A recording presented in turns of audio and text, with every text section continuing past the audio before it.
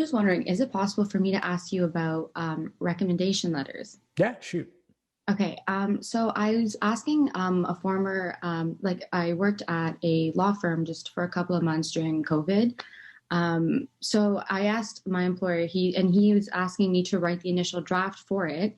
I don't want to sound too forward or sound too like I'm praising myself. That's like the furthest thing I want to do. Would you recommend any kind of like key things I should include or anything like to like veer away from in order to not make myself like seem like I'm like boasting or anything? Yeah, well, first off, that's a great position to be in. So that definitely suggests a lot of trust between you and the recommender wants you to have a very strong letter. So I think that's great. As for just how far you go, I think it's really based on the nature of your relationship with them. Yeah. So that's a judgment call I can't really speak to. What I would Okay. recommend you look to include instead is not really about the degree of enthusiasm. That's Hmm. something for you to navigate. But instead, I would talk more about really giving specifics. This is a chance for you to really craft it in a way that gives some objective measures.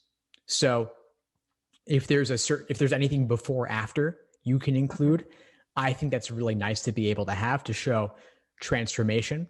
Or Okay. one thing that's really nice to have in general is relative comparisons. So what you might have done in class relative to others in the class, or how you might stack up against other students in general the professor has worked with. Okay. No, that's very helpful. So like not so much as myself, but myself in comparison to others. In some ways, or also in comparison to your previous self. So, like, Okay. for example, if you took on challenges and then grew over the course of your time with this person, that would certainly help. Okay. And I feel like that's like the general theme I should include in a personal statement, right? Not a diversity statement. Personal statement's more so something you've overcome, and a diversity statement is something is still like, if need be, like something that still might be limiting your abilities or something that still might be occurring in your life. I wouldn't really think about them that way. I think that in general, the arc of either one doesn't really have to differ that much. And there are Okay. plenty of diversity statements that could also serve as personal statements. So I can't say that either one has to relate to obstacles in general and Mhm. doesn't have to relate to whether the obstacles still exist or whether you've surpassed them. Okay. So that's not the way I would really look at it. I would just look at it as diversity statement is really focused on how your background or your experiences can bring a unique perspective. And then personal statement can really be literally anything at all in terms of that structure. I think the biggest recommendation is to not make anything a sob story and to try and have some sort of element where you end on an upbeat note. Yeah, like growth at to some degree. Growth can be a fantastic theme.